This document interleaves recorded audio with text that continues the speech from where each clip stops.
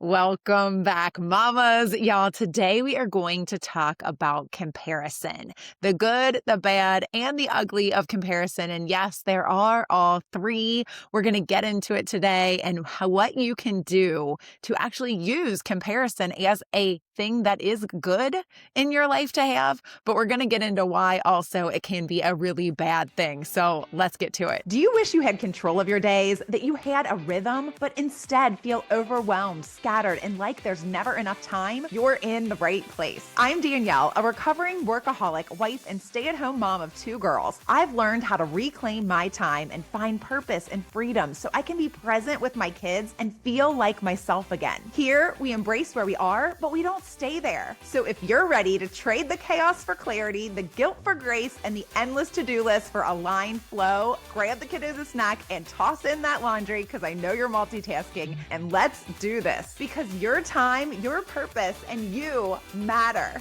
Okay, mamas. So comparison, that is what we are going to talk about today.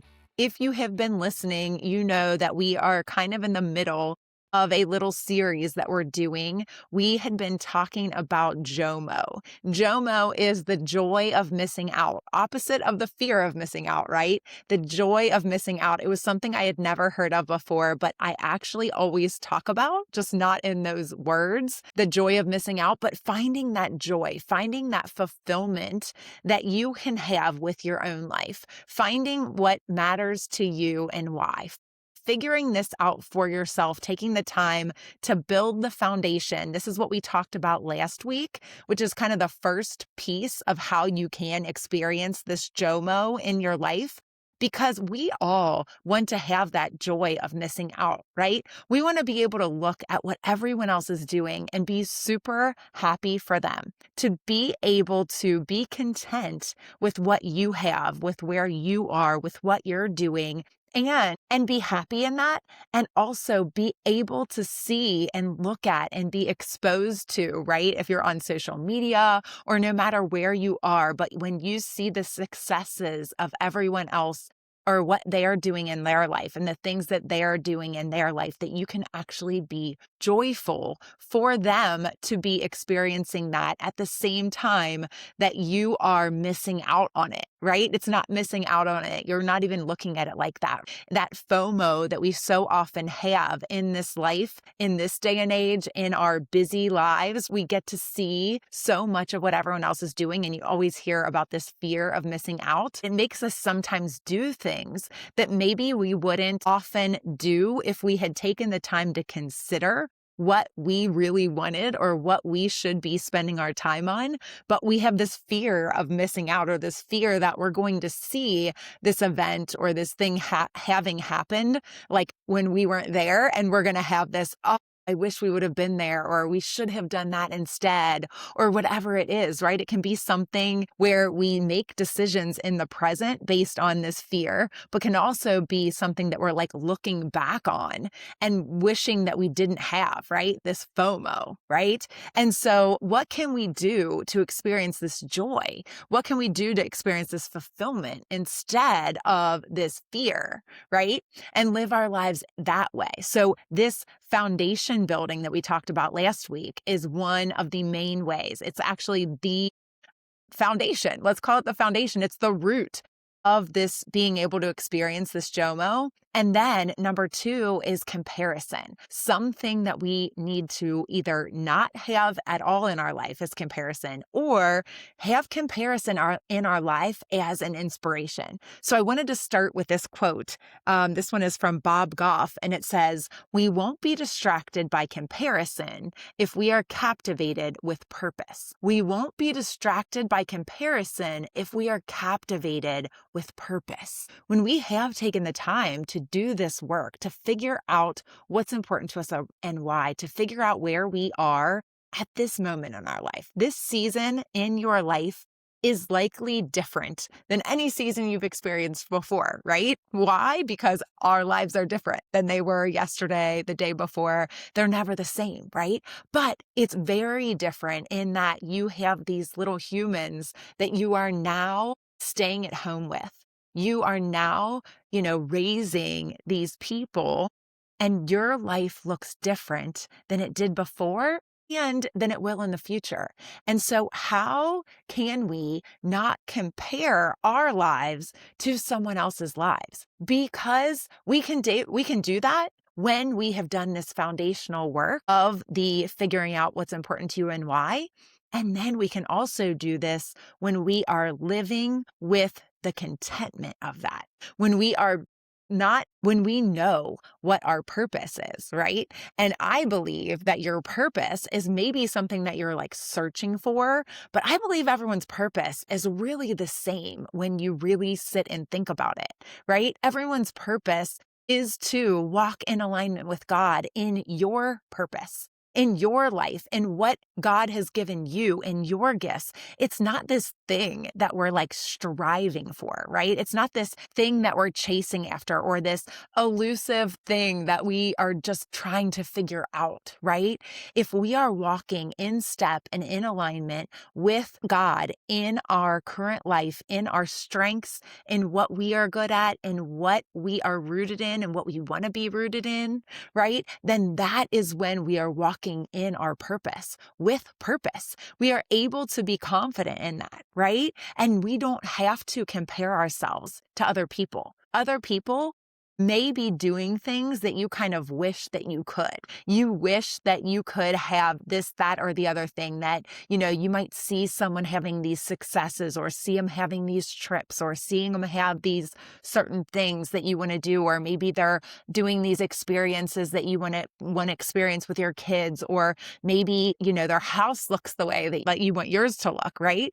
And these are all things that we could be comparing ourselves to other people in such a way that it made us think poorly about ourselves, like the good, the bad, and the ugly of comparison. The ugly would be literally being jealous of another person, or actually, wishing they didn't have what they had, right? Even wishing that you had it, or wishing that you had done those things that they were doing, or that you could do those right now. That is also a little bit ugly, because we are not them. They are not us. And we should not want to be like anyone else. But when we're constantly exposed to these things on social media, even just at pickup from daycare or preschool or whatever it is, it's running into people at the grocery store, typically you are going to see or hear about people's like highlight reel moments, right? You're not going to hear about their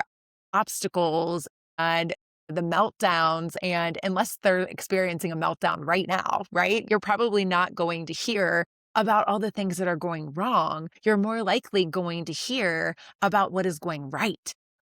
You're going to hear about things that are going well, and you're going to have seen maybe some things that those people were doing in their lives that you wish you had done, and then you're going to ask them about it, and they're going to talk about it, and then maybe you're going to start to feel worse about yourself because, gosh, they got to do all of that. That is so amazing. And you're going deeper and deeper. Instead, what I want you to be able to feel is, gosh, that's amazing that they were able to do that. That's inspiring me to want to create that experience for my family, or that's inspiring me to want to create that, environment for my home, or it's inspiring me to want to take that trip, or whatever it is. Even if you're in a place where you don't know that you're able to take that trip right now, if that is something that is actually truly important to you, then you're going to figure out a way to take that trip.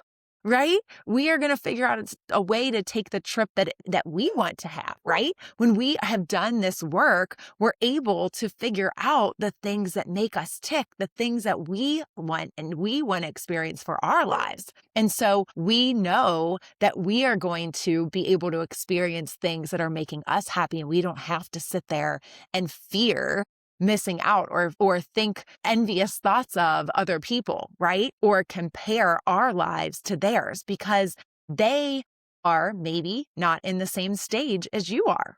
They're not in the same stage of life. They may have children who are a little bit older. They may have children who are younger. They may not have children at all, right? Like, are you comparing yourself to someone that is in a different chapter? They are in a different chapter. If they were a character in their book, they're maybe on chapter 10 when you're back here on chapter 1 or chapter 2. You're just getting started on this journey where they have been doing work like this or maybe other work on themselves and in their life, and they are at a different place than you are, right? Maybe not a different stage of motherhood necessarily, but just a different place in their journey to self-discovery, in their journey of what fulfillment looks like to them. They maybe have figured all of that out prior, or maybe it's possible that they are just putting a front facing happy face on and they're able to experience some of these things, but they are truly not enjoying them themselves either. You guys, I say that because I know that a lot of times it was maybe looking on the outside like I was truly happy, like everything was going great. It may have looked like we were taking trips and we were doing these fun things and all of these things, but on the inside, I was unhappy and unfulfilled and wanting more and not happy with myself and not knowing why I felt like I was broken and not knowing why I was, all of these things that I still look back on and feel a little bit guilty about, right? Like I feel a little bit guilty that I was in that place. But I want you to know you're not alone and you don't need to feel guilty because what you're experiencing, discomfort, this unhappiness, this feeling that you may be not in the right place or not doing the right thing or what is the right thing or striving for your purpose. That is your body or your conscience or God's way of telling you that something is out of alignment. Something is out of alignment. And when you don't address the things that are out of alignment, and they start to get more out of alignment and more out of alignment. And then if you're anything like me, I hate this fake feeling. Like I hate feeling like I'm fake. And so when I'm out there and I'm putting on a positive face because I don't want anyone to see that I'm hurting and I don't understand why I'm hurting. And so I'm putting on a positive face to, I guess, protect myself and other people from this, uncomfortable feeling that comes along with Danielle being unhappy, right?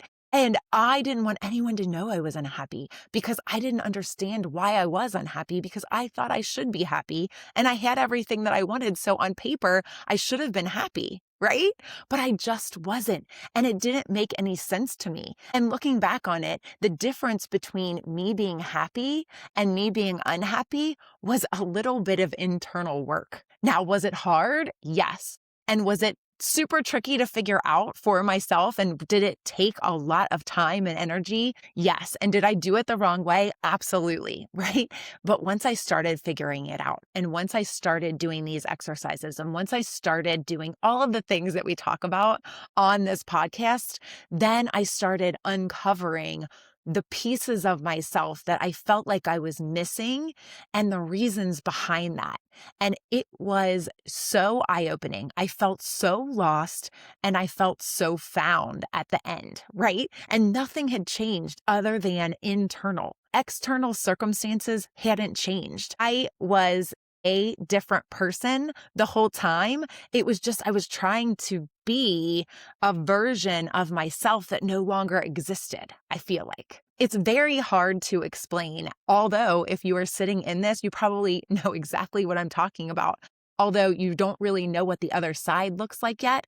And that's what I'm trying to help you to get to, right? We do this foundational work first, and then we're talking about comparison today because that is something that used to really trip me up. I used to live in self-doubt and in this comparison mode where I was comparing myself to everyone else because I thought I wanted all of these different things, right? And so I was trying this and trying that and trying the other thing and trying to be all of the things that I thought looked good or that I thought would make me happy until I got still and clear on what actually would make me happy.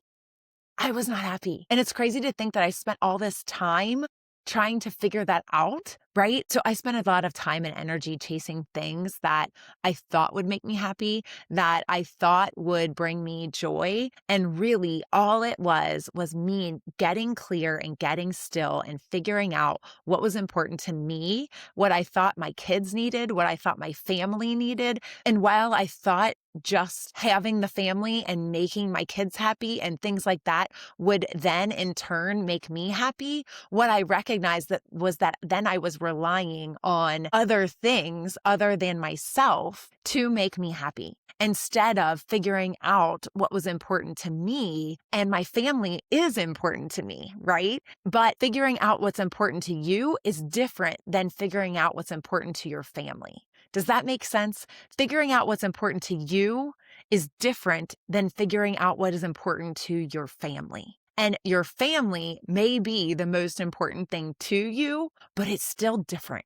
It is still different. And so you have to do this work, and you have to look at what other people are doing as either inspiration or a clue. I want to read another quote here. This one is from Kristen Boss, who had said, "The only difference between comparison and inspiration is the thought you choose when you observe someone who is further along than you."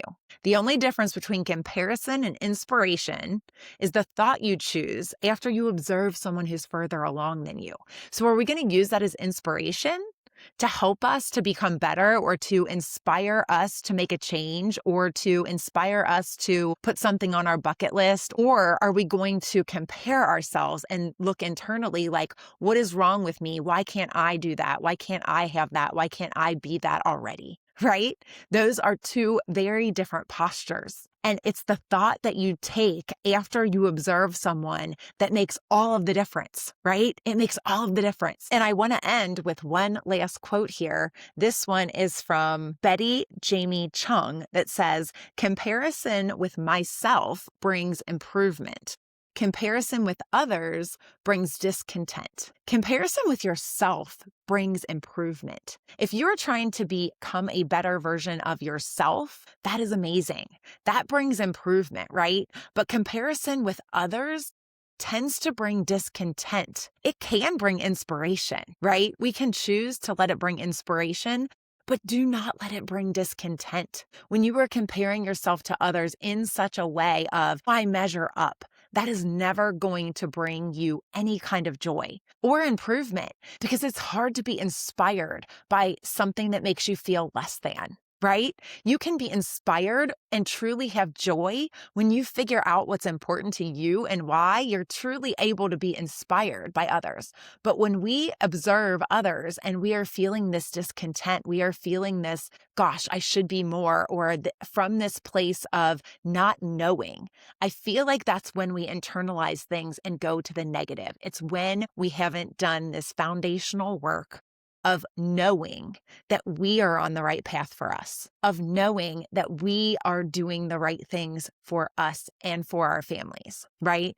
This is when we're able to take that comparison and use it as fuel, use it as inspiration, instead of using it as something that brings us discomfort and discontent with who we are and with how we're living our life. So I hope this has inspired you to go back, if you have not listened to last week's episode, and listen to that foundational work that I was talking about and what exactly I'm meaning by that, so that you can experience this JOMO, so that you can live your fulfilled life. We have one more piece to talk about in terms of bringing that JOMO into your life, being able to experience that joy, and that is boundaries. We're going to talk about that next time. Okay, till then. I hope you enjoyed today's episode, Mama. If so, please leave a review on Apple Podcasts, and then hit share and send this to a mom who needs this in her day. I'll meet you right back here next week. Keep smiling, y'all.